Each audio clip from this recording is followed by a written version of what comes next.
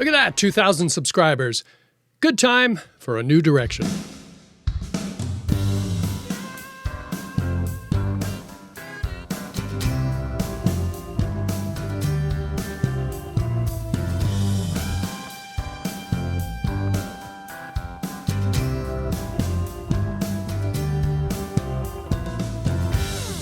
Hey everyone, it is Mark C., the Municipal Man of Mystery here for Municipal Man.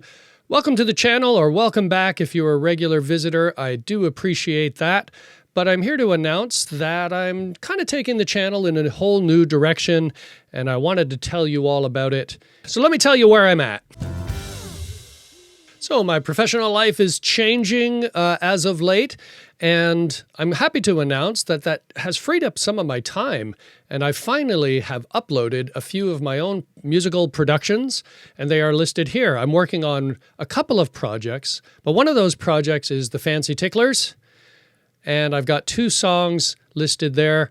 I've got a bunch of like kind of quirky mixed genre songs that I didn't quite know what to do with, so I thought I'd throw them all together under one banner and put them out there, and they're all very different, but it's a good starting point for me because I don't quite know what to do with these songs, so here they are. I wanted to get to this point before I started announcing things because I wanted to get into the process of home recording, producing my own songs, and uploading them to all the musical platforms. Let me just lay out my intentions here because they may align with your own. I'm not here to set the musical world alight.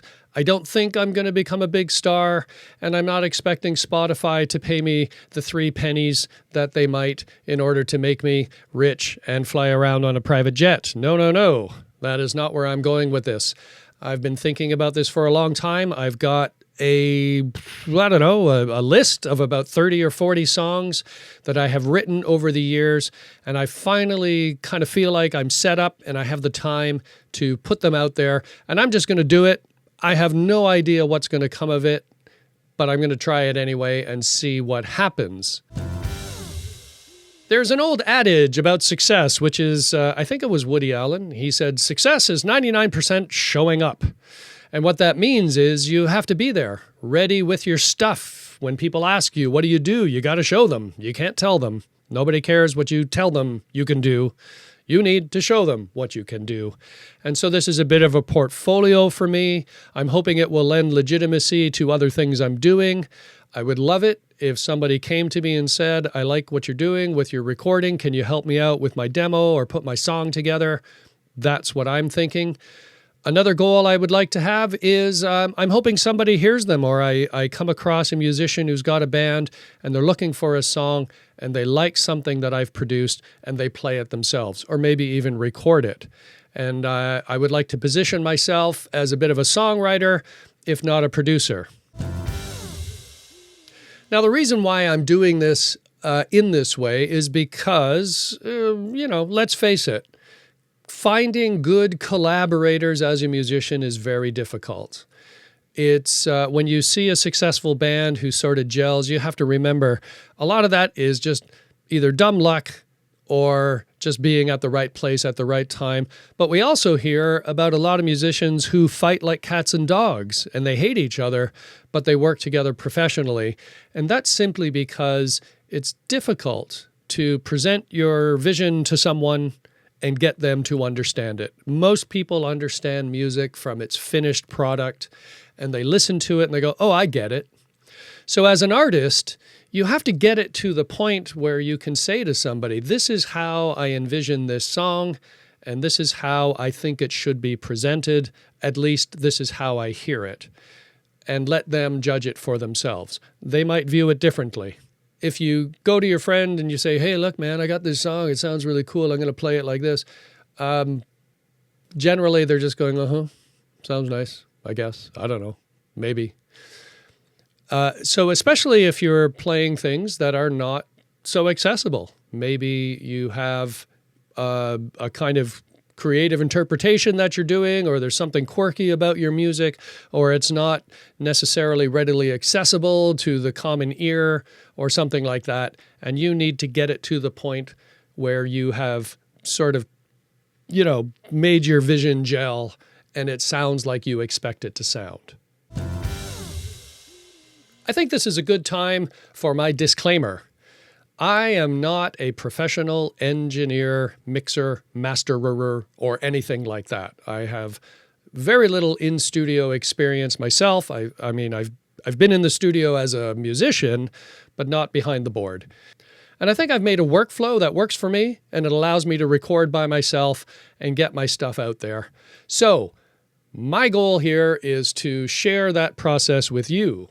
However, please take everything I do with a big grain of salt, because whatever I'm doing is just making choices and solving problems as I come across them. I have no idea always if it's the best way to do things.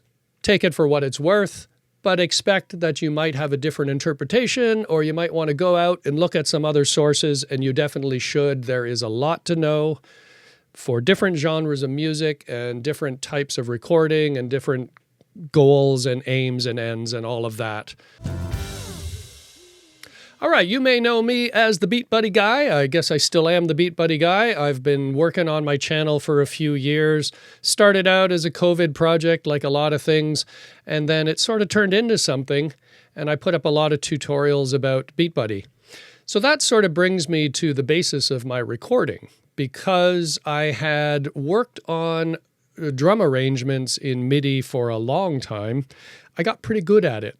And that sort of gives me a bit of a leg up here in this process, because I'm able to arrange my own rhythm sections and use MIDI instruments. And I can record a lot of things in the box, as they say, meaning in the DAW.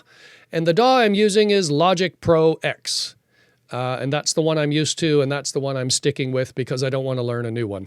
And it works fine, so no worries there. Now, for those of you who have been following the channel, you might remember how many people watch it. 313 people know that I have built an isolation booth here. Last year, I went through the process of customizing and building this ISO booth. So if you want to know what's behind me here and what I'm sitting in, that's my ISO booth. Okay, and I won't walk you through all the details. I'll let you watch that video if you want to see it. Now, I'm mostly an analog musician. I'm a guitar player, acoustic and electric. And so anything that I'm not doing in the box, I'm doing recording, and that's why I need this here. So that brings me to the next point. What am I using to record the analog tracks, the guitar tracks mostly? And I'm going to walk you through that right now. I'll show you what I have available in terms of microphones and guitars, and that's what I'm using for my live recording stuff and the vocals. Okay, in the way of guitars, I have a few electrics that I use. I'm mostly a Tele player, so I have my Telecaster with a humbucker and a single coil mix. I also have a Tele Custom. I don't have it here because it's in the shop being prepared. As far as acoustics go, I recently upgraded, I guess you could say, my acoustic guitar. And I got this very nice Seagull, which I'm very pleased with. I think it sounds quite nice. And yeah, you should always buy Canadian quality. They always sound great. I guess I should actually make a video about comparing price to quality, because that seems to be a big issue with acoustic guitars. All right, another electric I have is an SG. And the reason I like the SG is because it sounds very different to the Tele, and that allows me to track different guitars for different sounds and get some more tonal range out of it. As far as bass, I do have an analog bass that I use to write all of the arrangements, and then I might actually double it with a MIDI sound, or I might do the whole bass track with MIDI. I fiddle around with that a lot to see which one sounds best. And then sometimes I'm using other stringed instruments like ukulele and banjo. Banjo's kind of a new one for me because I'm actually working on a country set, and I need it. Okay, now as it relates to microphones, I have a very modest selection to choose from, just a couple of condenser mics that I use for acoustic recording, as you can see in the video there, an AKG C1000S, which tends to perform quite well for acoustic guitar, and a couple of others. And I usually mix them around and see which one sounds the best, or do double tracking just to A, B, and compare. And sometimes you want to mix them together. So you need a few just for different tonality and different applications. I do have a few dynamic mics that I use. If you're not familiar with the difference between condenser and dynamic mics and how they help in the studio or don't help, look them up. It's a good lesson to learn. And it's good to note that, Bono of U2 does all of his vocals on a Shure SM58. That's what I heard one time. I don't know how apocryphal that is, but it just goes to show you that whatever works is what works, and you experiment with different mics for different applications and see what goes. I have an SM57 and a Sennheiser here that I usually use for miking my amp on stage, but they also have their applications in the studio, and these are not very expensive, but they're very useful. Should be noted, if I do any recording with dynamic mics, I am also using a Radial Engineering McBoost to get a little more headroom out of the line. Oh, and then there's this one. That's a dynamic mic too. Rode. As far as vocals are concerned, I use this arrangement with a TLM 103. I went through a long process of sampling different mics. Some of them were much more expensive than this. But I'm a terrible singer, so I need all the help I can get, and a large diaphragm condenser like this one seemed to get the best results with my voice. Different singers, different microphones for different tracks for different reasons. You have to try them out and do some sampling and learn to trust your ear. So what I was saying before about kind of meeting a standard of quality as best as you can afford, this is the mic that I spent the most money on because vocals were the thing that I needed the most help with. Vocals are the thing that the audience is going to react to the most. And so you're probably going to spend the most money and effort on getting a good vocal track. Okay, before we cover the topics I want to cover in this whole proposal, I have to restate my caveat. I am not a professionally trained engineer or masterer or producer. Everything I know is self-taught. I've spent a few years investigating how to record, how to mix, how to master, etc., etc. And I'm sure a lot of the things I'm going to do, somebody else could definitely do better. There are definitely better producers out there, and there are better studios. So I'm not trying to compete with them. One thing I found, though, is that there is too much information for anyone to process, and it doesn't actually help you when you're looking at your track and you're listening to it going, what do I do with this? Because there's the creative window, right? There's things you could do with it to make it sound good. And then there's the kind of quality window, right? How do I make this sound the best? And a lot of that is more art than science. No, my goal here is to learn from experience. Okay, so the topics will be recording. Of course, I'm going to show you what I'm doing while I'm recording the track. And then there will be post-production. So what am I doing after I've recorded? How am I treating my recorded tracks, and how am I getting them into the mix? Where do they sit, and why am I deciding to do this or to do that? And after that, there will be mastering, of course, and then publishing. So those will be the topics I'll be covering for every song that I'm doing. Beyond that, I would like to include some thoughts about songwriting, lyrics, arrangement, what works, what doesn't work, why I'm adding things to a song or why I'm taking things out of a song. And I also want to look at songs that are out there and talk about why they work and why they don't work. So here are my two mottos that I am following. One is work with what you've got. Okay, so that means take what you have and make it work. And if you really can't make that work, then yeah, maybe you go rent some equipment, you ask a friend to play this, or you try to do that, and because you need it to be done in a certain way. But the starting point will always be just work with what you've got. Okay, motto number 2 is they can't all be gems, which means if you produce 20 songs, maybe one of them is going to sound great.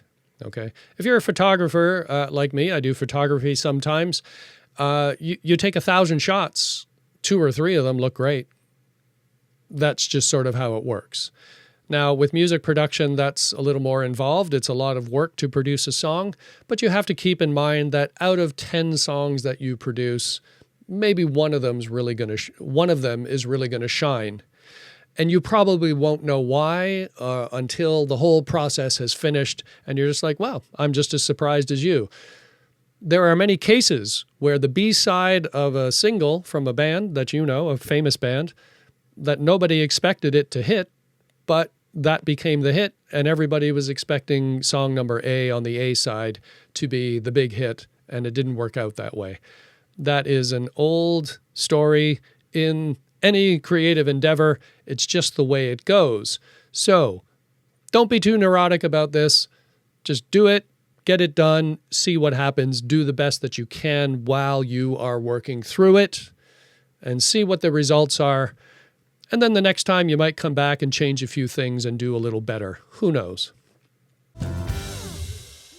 Anyway, that is the proposal for the future of the channel. For me, it's just, I just want to get my creative juices flowing outward and produce something. And I want to take these songs that I've written over many years and finally do something with them so I can die peacefully. If you are doing a similar thing, you have aspirations to compose and record your own music and maybe even publish it, then please subscribe to the channel, hit the notifications bell, and see what's coming down the pipe. And definitely join the community, right? If you've got some questions, comments, concerns, whatever, throw it in the comments section. I'm usually pretty good about getting back to people, especially if I can help out in any way. So coming up next, I'm going to be talking about the songs that I've already produced, and I'll show you how I got them from composition to publishing as best as I can. Thank you for joining today. I'll see you all next time. Take care.